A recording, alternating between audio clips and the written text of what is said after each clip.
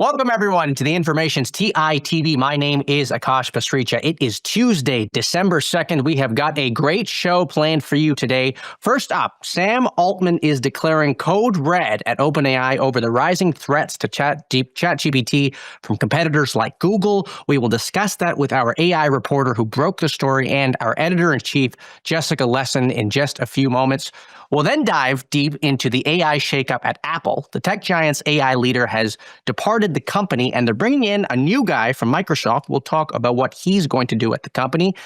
We're then talking about some exclusive reporting that we published around Marvell's advanced talks to buy Celestial AI, a deal that could be worth more than $5 billion. It is a big deal in chip land. And we will finish with a conversation around AI and advertising with the co-founder of Highbeam, a fintech company that counts many fast-growing consumer brands as customers. It is a great show, and so let's get right on into things. It is code red at OpenAI. Sam Altman has sounded the alarm. He is calling everybody back to their battle stations. Late last night, the Information was first to report that the OpenAI CEO sent out a stunning memo to the company declaring it was a critical time for ChatGPT as competition from Google and the likes becomes a bigger threat. Joining me now is our very own Stephanie Palazzolo, who broke that story, and editor-in-chief Jessica Lessin. Good morning to you both. It's great to see you. Stephanie, what was in this note from Sam Altman last night? Yeah, so in this memo that we were able to write about, essentially Sam declared what he calls a code red. So he told employees that he wants them to prioritize improving ChatGPT as OpenAI faces more competition from rivals like Google. So what that kind of consists of are things like improving model behavior, personalization, image generation, speed, reliability. And to do all those things, he did admit that the company will have to deprioritize some other work streams. So this includes advertisements and AI agents. And I think what really stood out here is that this is actually one of the first times that the company has even acknowledged wanting to do ads in ChatGPT, which has been quite a controversial topic. And then, of course, to kind of put all this in context, this all comes weeks after we've seen new models from competitors like Google and Anthropic that have actually outperformed OpenAI's models in certain areas. Right. Now, it's the first time that they've acknowledged the ads effort, but it's not the first time, at least in recent weeks, that we've heard from OpenAI executives about the threats that these companies face and the fact that the company might be slowing down in some ways, right? Yeah. So, and another story that my colleague Aaron and I wrote about, I think last week, we did write that, like you said, this isn't the first time Sam Altman has kind of acknowledged the rising competition in the AI industry. Last month, in the kind of weeks leading up to Google releasing Gemini 3, he also released a memo within the company kind of acknowledging like, hey, there's this really good new model coming out from Google soon, but we believe that we're making bets that are going to help us win in the long run. So right. He said that the vibes were going to be rough, right? I mean, that's what he said. Yeah, I think Steph, and by the way, Steph, great stories, great scoops, kept me up late reading last night. But what a shift, right? I mean, when that first memo came out, the memo was stay the course, troops.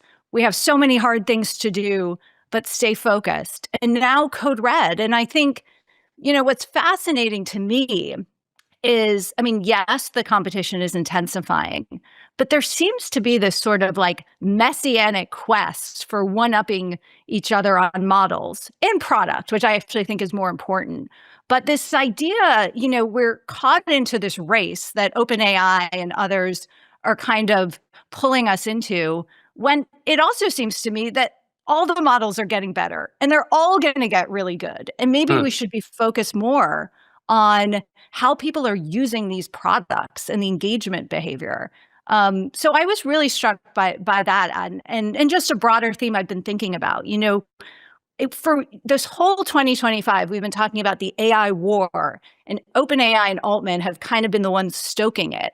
And then you kind of Gemini rolling out with some cool features and products. They kind of haven't been sucked in the same way, and they're getting inroads with consumers. So I kind of wonder, and Steph, your thoughts, like, is this war mentality really, like, why do you think so many leaders are turning to that in AI in this moment? Yeah, I Steph, mean, what do you think? as you mentioned, it is very much like this kind of back and forth where, every couple weeks you see a lab release a new model, then the next week another lab releases a model that they say is slightly better. So it does kind of feel like we're stuck in this like loop of just slightly improving models versus as you're kind of saying, thinking about the actual products that are being built on them and whether those are actually useful and people are, using those products. I think in some ways, yesterday's memo that Sam put out is actually a bit more of a focus on product because he does mention, um, we have new models that we're working on. They're going to be really good, which, one of them is one that we wrote about this morning. But specifically, the memo is also super focused on ChatGPT and improving that, which is obviously kind of OpenAI's main money-making product. So I think like these two memos kind of show this tension that you're talking about where on one hand, you have this constant race to release new models. On the other hand, you can't forget about products like ChatGPT and making sure that that growth is still happening and people are still, using those sorts of products. So that's where they make a lot of their money from, obviously. Right. Right. I mean, Jessica, that's what I wanted to get your take on was, ChatGPT and OpenAI has really spread itself in every direction. With we've written extensively about this suite of products that it has been exploring with browsers, with agents. It's got the social media feed. I mean, do you think that the company at all stressed itself too thin? And how does it balance the product thing with what Steph's saying, which is that the underlying model has to be competitive? Akash, this is the number one question I get from investors, current investors in OpenAI, and people who haven't invested in OpenAI. And they look at the company. They actually don't ask me how it's going to keep raising money, which I think maybe they should ask me. But it's this question. I was sitting with a well-known investor yesterday in our office talking about this very topic. Look, on one hand, it's a model as old as time with tech companies. You plant 1 million seeds, some flowers bloom. Google has spread itself thin again and again in its history. Right. So, and we've talked on this podcast and the information about that's the playbook that they're using. At the same time, these aren't normal times. And I think there is a big question over what is the killer product in AI. Is it the standalone chatbot assistant and cramming more into it? Is it a more embedded, distributed intelligence across all the consumer surfaces where we already have very dominant players like email, like social, like business apps? So I think that is existential for OpenAI too.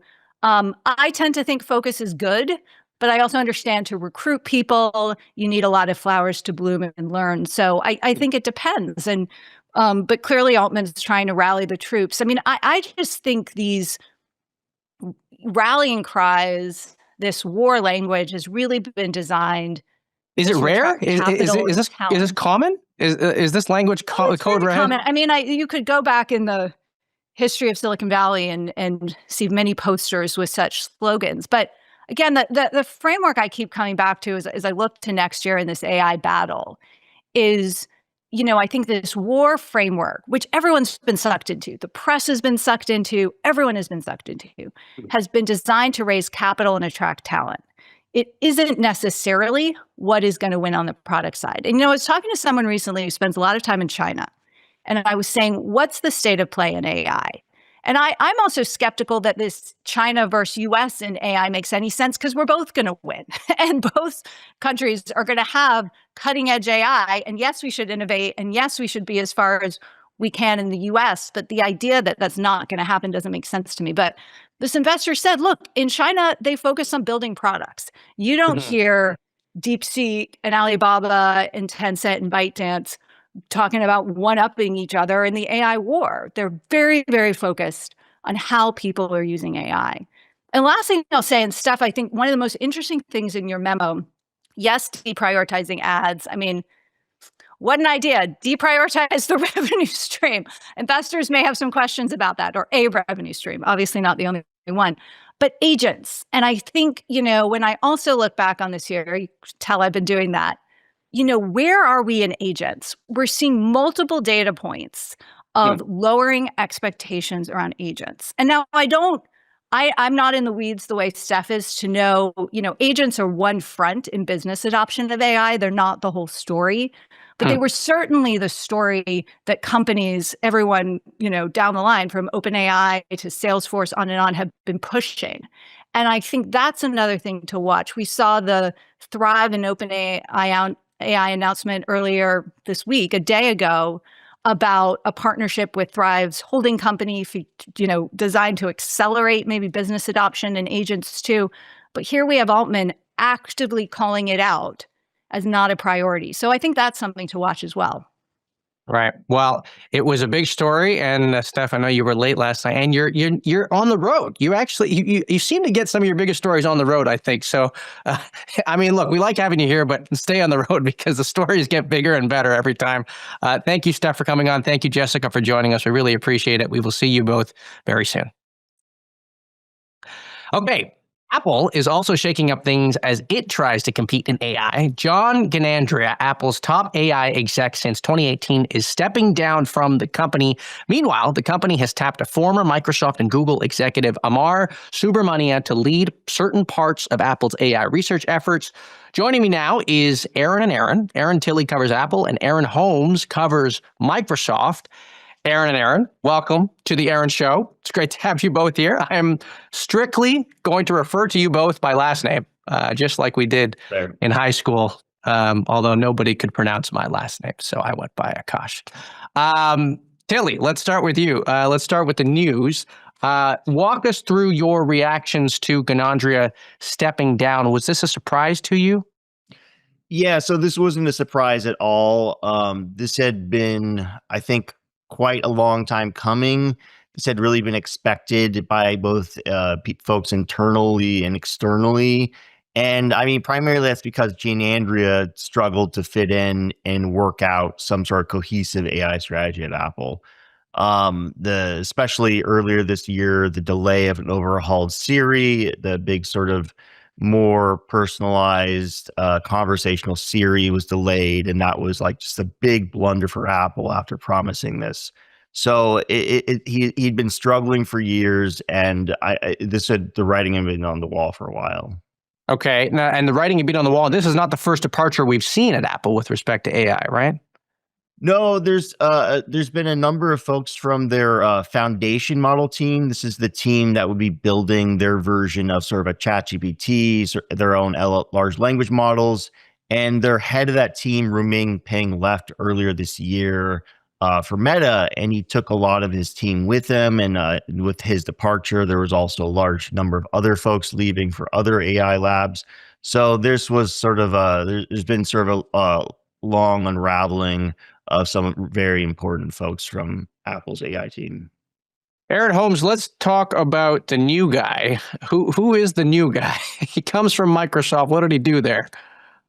Yeah, so Subramania was working on Microsoft's MAI team, which is their in-house team led by Mustafa Suleyman that's trying to train their own AI models that, in theory, could swap out for OpenAI's models in their Copilot products. They've mostly been primarily reliant on OpenAI's models, but they want to be a bit more self-reliant. But his tenure at Microsoft is a little bit hard to judge.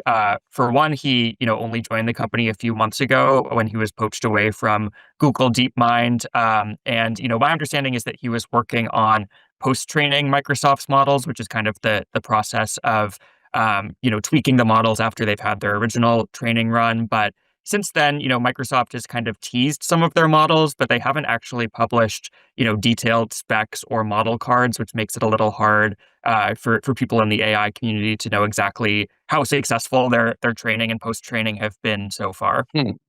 So he was only there a couple months. So is he like a superstar? Like, I mean, is that a good thing or a bad thing? Kind of tough to tell.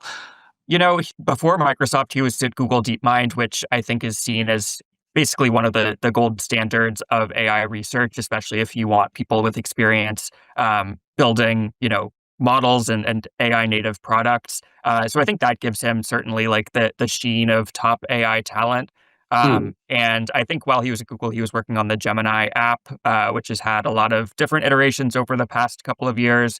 But it's safe to say that played into the decision to recruit him at Microsoft. Okay. Tilley, what's he going to be working on at Apple? He's not totally taking over Giannandrea's role, right?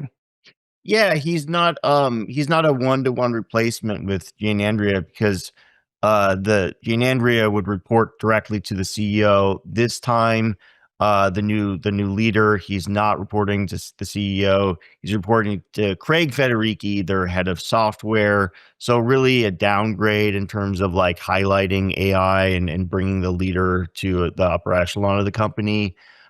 He's also overseeing a smaller subset of the AI strategy. So the foundation model team and research AI, the AI research teams. And while the rest of the group will be broken up into different parts of the company, like the operations and services. So it's really split up and divided and is not as powerful as the former AI leader. Right. And remind us, you talked a little bit about the delays in Siri at the start, but where are we in that story and how are things going over at Apple from the people you're talking to? Yeah, there's a new leader of that effort to overhaul Siri, and get the overall AI product strategy back on track. Apple's targeted next year, probably spring to summer. They'll be releasing the sort of improved versions of these products. And partnering with an external LLM instead of developing something internally. So most likely Google Gemini will be the one part of the product. So Apple will be kind of moving on from something internal, but probably long-term doing something internal. Great. Well, Aaron and Aaron, it's great to have you here. I love the Aaron show as always. Only Aaron that's missing is Aaron Wu, who covers Google. And I think it's just a matter of time before we get all three of you here. And then we can really throw the podcast listeners for a spin. Thank you both for coming on. We will talk to you very soon. Thanks. Okay. Marvell is in advanced talks to buy chip startup company Celestial AI in a multi-billion-dollar deal. That is according to a new exclusive report from The Information. I want to bring on Anissa Gardizy, one of the reporters who broke the news, to help us break it all down. Hey, Anissa, how you doing? Hey, Akash. I'm great. How are you? I'm good. Let's talk about this deal. Marvell is not a company that we hear too much of. It's a pretty big company, mind you, and it's actually, it's a big chip company. We should be talking about them more. Who is the company that they're trying to buy? What do we know about the deal? Last night, we reported that Marvell is in advanced talks to buy a startup called Celestial AI. And we're hearing that the deal could be for several $billions and potentially announced as soon as today. So that's the deal. And I think it makes sense that Marvell would be looking at Celestial, but they're a very early stage company. So I think everyone's very curious why Marvell is doing a deal at this stage. So I do want to talk about that, but you just take a step back. Marvell, who is Marvell and who is Celestial AI? Because they're not NVIDIA and AMD. Right. Yeah. You might hear about Marvell a little bit less. But what's important about Marvell is that they are in the custom ASIC business, similar to a Broadcom. And so they work with companies such as hyperscalers. Amazon is one of their customers, and they help other companies make custom chips, including AI chips. And then they also have a networking business. And I think that's sort of where Celestial comes in. Okay, and this, Marvell stock is it's down around 20% this year. So, they haven't benefited from the AI tailwinds that the rest of the chip companies have? Are they falling behind? Yeah, I think they've benefited a little bit, but in terms of the stock price, there's just been so much excitement on AI accelerators and anything that could potentially be competitive with NVIDIA. And I think Broadcom has sucked a lot of energy out of the room, given its relationship with Google and, how excited people are about their TPUs. And then another thing was that, last quarter, by the way, Marvell reports today, but last quarter, the company projected flat growth in the ASIC business quarter over quarter. And so I think that's one of the reasons that maybe people haven't been as excited about Marvell. Right. I want to get to another piece you wrote last week, but very quickly, just to finish up here, are you predicting more of these types of chip acquisitions in 2026? It feels like as these chip companies try to stay competitive, we talked a lot about these chip startups a couple months ago, and the funding rounds that they were getting. But I sort of see this as an inevitability, right? Yeah, it's hard to say. I mean, I think this is a very early stage acquisition. There are tons of companies in the photonics interconnect space that are also pre-revenue, pre-product. So to have a big strategic sort of take one of those players out will be very interesting to see how that affects the rest of the photonics interconnect space, which, to date has been pretty hot and makes a lot of sense of why you would invest in that if you believe in AI and AI clusters growing. But, we also saw NVIDIA buy Fabrica a couple of weeks ago. And so I think, I'm sure strategics are reaching out to all companies. And, we've also heard about some companies turning down offers, which we'll hopefully write about in the future. But I think the strategic players like NVIDIA, Broadcom, Marvell, even the hyperscalers, like Meta had a recent chip acquisition. They're all definitely in the market and talking to these companies. All right. Well, let's talk a little bit elsewhere in the AI ecosystem. Next to AI chips, the next thing people love to talk about is AI data centers and infrastructure. You had a bit of a current state of play column last week that you wrote that I thought was great. It sort of talked a little bit about the mood and the atmosphere for AI data center companies and the progress on the construction of these facilities. What's the vibe right now in data center land? Yeah, it's high pressure because there are so many companies that have set out on these crazy fast timelines to build very, very complex, large data centers for AI. These are the kind of data centers that companies are paying billions of dollars for, plans to spend even more than that in the coming years. But the mood in the ecosystem right now is that, okay, timelines are approaching. We do have to hit these deadlines. And, this is a industry that involves moving physical things, getting physical people to your projects to get things done on time. And that, we're seeing is proving to be challenging. That I think was to be expected. But given the stakes, here, it's definitely the talk of the town, I would say. And there are some cloud companies that are starting to make some noise about this. Yeah, because cloud companies, their revenue is directly correlated to when they can turn their data center online and start renting out compute to their customers. Right. And the specific example you're referring to is CoreWeave on its earnings call last month, talked about how they were adjusting revenue expectations in the quarter downward because of a delay at one of their data center providers. And so delays do start to have an impact. And like when you're at the scale of a CoreWeave, you might have to start reporting delays if you don't forecast that into your projections. Right. Do you think this is more a case of the deadlines being too realistic, or is it just that people cannot move fast enough? Which of these two ends of the seesaw, I guess, do you think are the bigger factor here right now? Yeah, I get the sense that people are moving very fast. Right. Like compared to like normal times. I mean, getting a data center stood up in months. I mean, that seems pretty fast, right? Exactly. Like I think on the whole, things are going at record speed and right. People are moving faster than they typically would if there wasn't like something like AI that was pushing everyone to sort of win business so quickly. But yeah, I think there are just some physical realities that companies are running into, and no one is panicking too much, but the impact here would be that delays could affect your contracts with customers or your revenue guidance and expectations. And so I think the market is maybe also starting to realize that, these companies that are bound by physical constraints might run into issues due to the physical constraints. And so last question for you, as we sort of shift ahead to thinking about 2026, how do you think this all plays out? What are some predictions that people in your orbit are talking about with respect to these companies? One thing that people are telling me that they expect for next year is that delays will have an impact on customer contracts. And so depending on the contract you struck, having a delay could impact how much your customer pays you for what they agreed to buy. So maybe if you have a delay, someone is going from paying you $3 for the GPUs per hour to paying you $2 per GPU per hour. And that completely changes the economics.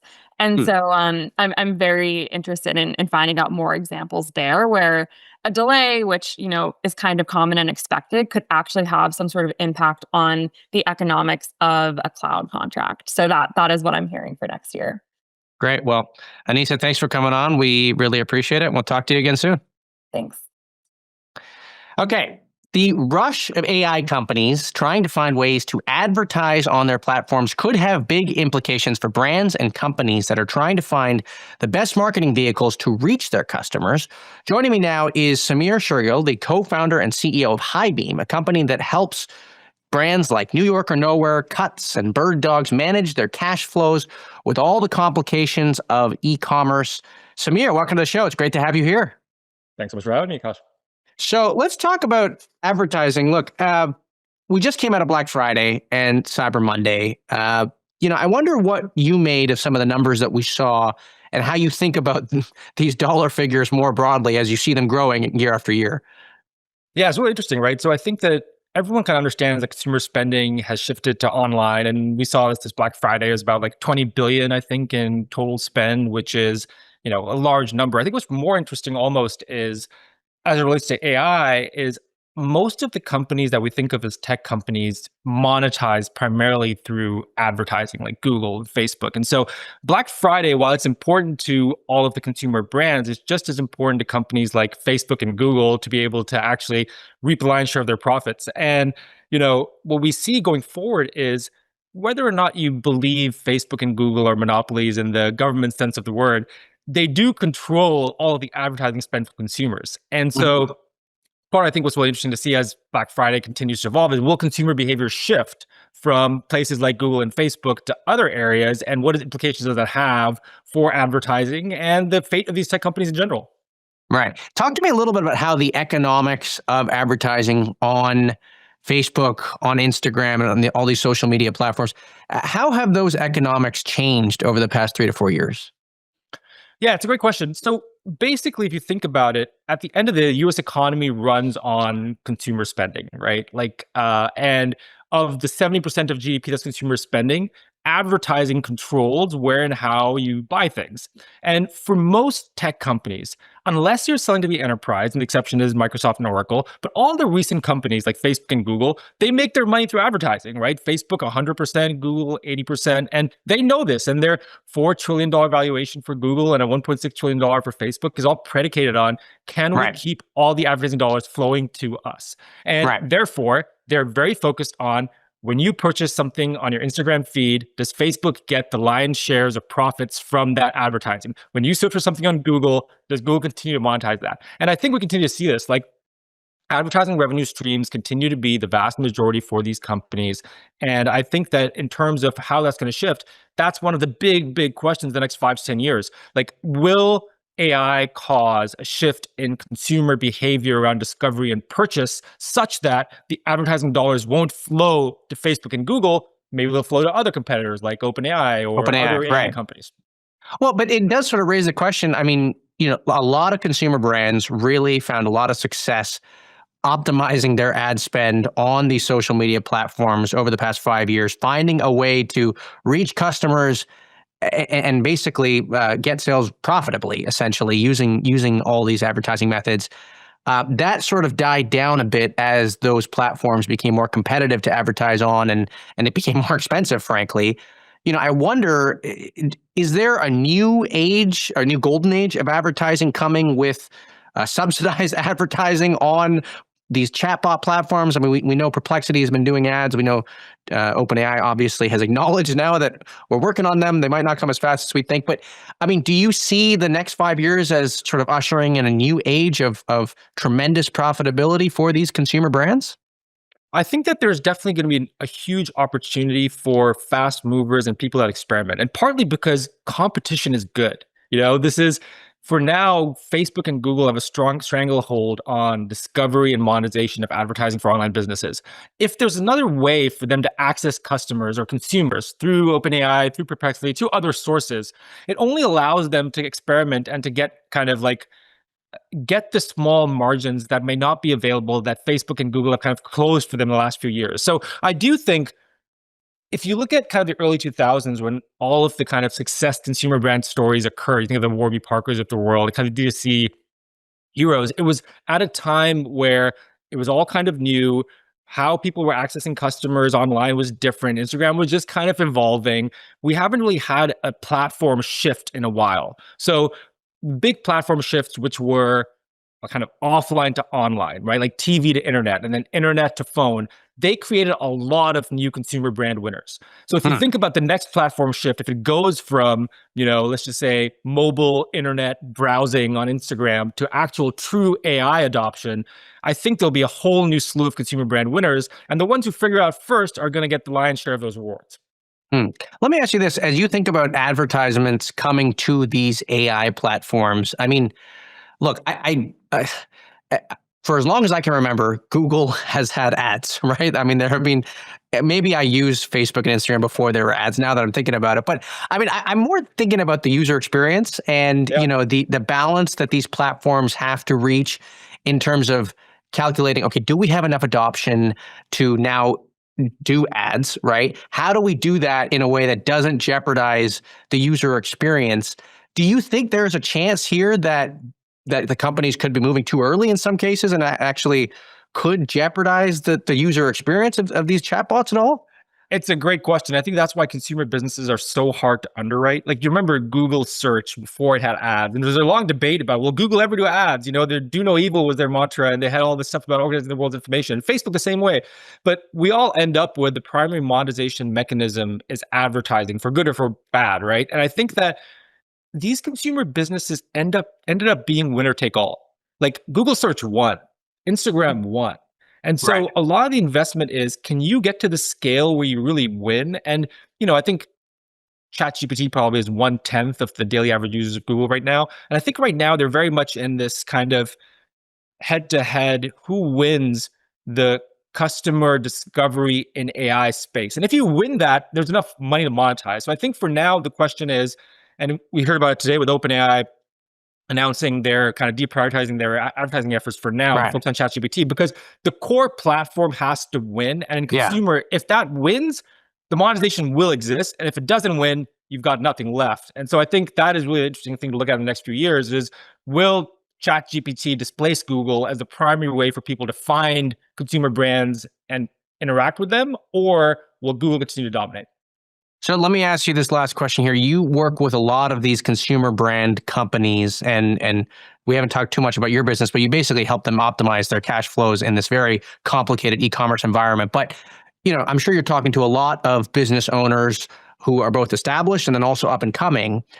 As these businesses and these founders think about starting their businesses, are you seeing more founders or more entrepreneurs saying, oh, I'm more likely to start a business today than I was 3 years ago, given that I'm sort of forecasting that I can sort of optimize this ads game on the AI platforms? I mean, do you see sort of any sort of resurgence in new business formation or anything like that?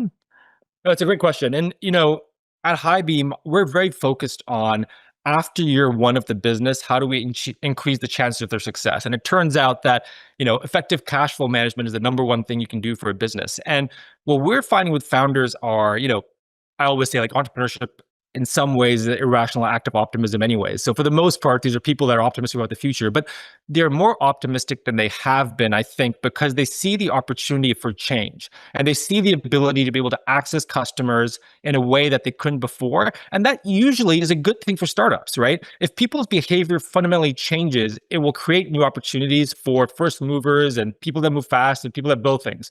And I think that's what's really exciting about this is, like, what will this change in terms of how we purchase things, how agents purchase things? What does that mean for consumer brands? What does that mean for society as a whole? I think any of the change and rate of change is, at the end of the day, good for startups in the space we operate in, consumer brands. I think there's really exciting times ahead.